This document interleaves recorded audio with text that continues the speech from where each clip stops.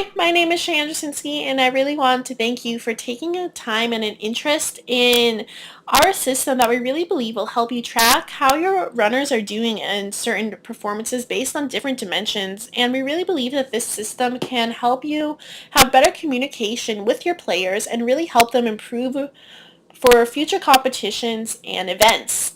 So actually is, we're basically building a BI system that evaluates runner performance from a running coach's perspective. Now, the measurement event that we'll be using within our system is when a runner actually performs in a certain event. Now, the coach is interested in how runners are performing and where and when the event is taking place. Now, our BI system does just this. You'll be able to evaluate the runner and exactly where the location of the event was and more specific information about the runner and the location. So looking more clearly at our fact grain, we have one table called performance fact, and basically this is going to be the main table used within the system, and this captures all the most important details and events about the player and the event. Now, the grain used is a record of a runner performing in an event by the time taken, distance ran, performance type, location, and date. Here I have a example of what a performance fact may look like, or what the performance fact table looks like. So you can see we have the time, which is a length in hours, minutes, and seconds, the distance the runner ran in always kilometers, performance ID, runner ID, location ID, all of which are going to be in integer form, and then the date and date time. Now, looking more specifically at performance ID, runner ID, and location ID, based on all of these primary keys, you'll be able to specifically know more information about the performance, about the runner, and about the location, all of which I'll be going into more detail about in just a few minutes. So now I really want the dimensions that we'll be using within our system. So basically what the dimension is how you slice and split information into more detailed and more easily readable information. We're going to have 6 within our system: performance, runner, runner gender, runner age, location, and date. So now I'll be specifically outlining each of these into more detailed. So first looking at performance, there are 2 different types of performances that you can have, a meet or a practice. We thought this was a really essential way in which to look at the information because you could clearly see how your performer does under pressure, if they do better at a meet in regards to practice. The DIM performance table will have performance ID as a primary key, and from this you'll be able to differentiate whether or not it was a meet or a practice in which the runner performed at. Next, looking at the specific runner. For the DIM runner table, we'll have runner ID as the primary key, and then from that you'll know what the runner name is. Now, we specifically made a runner ID as the primary key and not necessarily the runner name. In case there is a repeat of name in the system or a duplicate, you'll be able to differentiate one Sally brand from another, for example. Also, we want to point out that within our system, we'll have about 5,000 references of runners that we'll be able to store in our system. Again, this can be adjusted more or less depending on what your needs really are. Now, another dimension we outlined was the runner gender.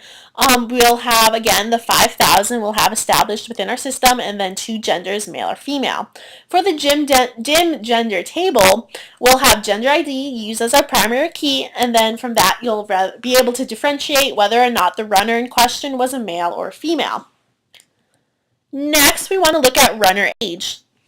So the hierarchies from this, we'll have the runner, again, 5,000 in our system, and we'll be able to store about 50 ages. Again, this is only an estimate. All of these will be in integer form, age 18, 19, 20, etc. And for our dim age table, we'll have the age ID used as our primary key. Next, looking more specifically at location. Location will be expanded into 2 different hierarchies. We'll have location, then city, then state. Now, for example, if you had your performance done at Newberry Track, From that, you'll need to record that that is located in the city of Pullman in the state of Washington. Now, although we have listed all West Coast cities and states with our system, you'll be able to do national as well. So any East Coast locations, as well as in the Midwest and the South, all of those can be recorded within our system. Here we have how the tables will look. For a dim location, we have location ID as our primary key, and then the location name stored within the dim location table. Dim city has city ID as the primary key, and then city name. And then for our dim state table, we'll have state ID as the primary key, and then state name also recorded within our system as well. Now, looking at the date, this is the date of the meet or the practice. The hierarchies for this is we have the date, which lists the day, month, the year. Month, we'll be able to store all 12 months within the year. And the year, we plan to have about 50 years total to operate with our system. So our date sample will be in date form, and then month and year both in integer form.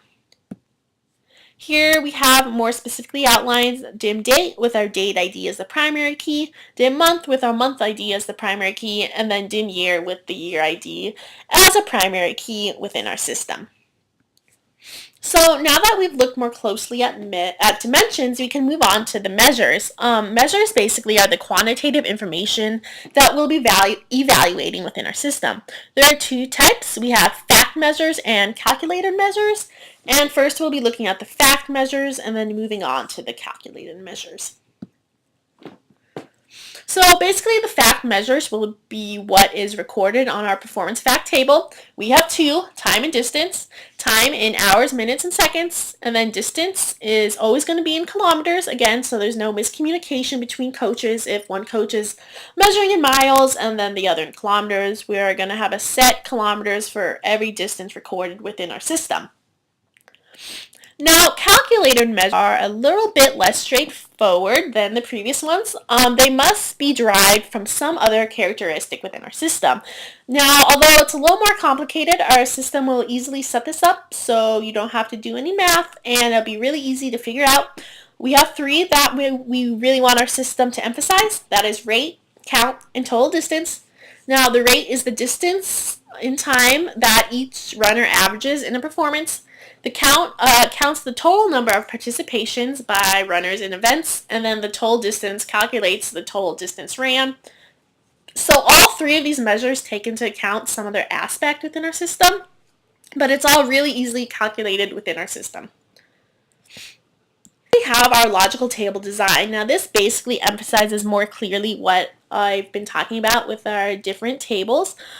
Again, looking at the top table, that's our performance fact table, and that really captures the most vital information that we want to capture within our system.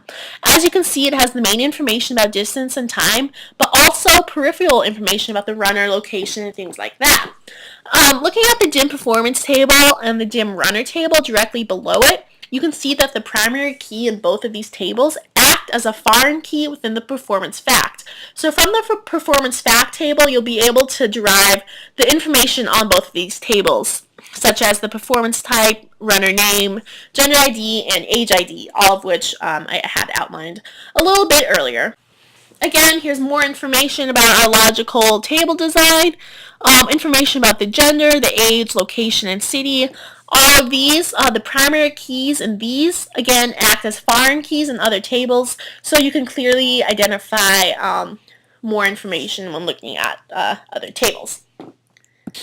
Lastly, I really want to outline here is what the physical data mart design looks like. Looking again at the performance fact in the center, you can see that a lot of other information acts as foreign keys to this table as well. You can also see how the dim date can be broken down into month and year, how the dim location can be broken down to city and state, and how the runner table can be broken down into the gender and the age. So we really appreciate the time you took to consider our system. We truly believe it will help set you apart from the competition and really improve your runner's performance as a whole. Thank you.